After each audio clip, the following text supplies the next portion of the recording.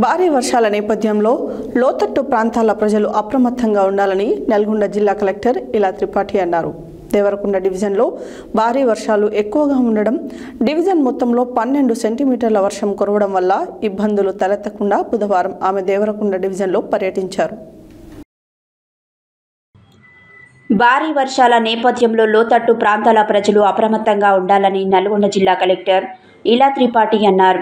దేవరకొండ డివిజన్లో భారీ వర్షాలు ఎక్కువగా ఉండటం, డివిజన్ మొత్తంలో 12 సెంటీమీటర్ల వర్షం కురవడం వల్ల ఇబ్బందులు తలెత్తకుండా బుధవారం ఆమె దేవరకొండ డివిజన్లో పర్యటించారు.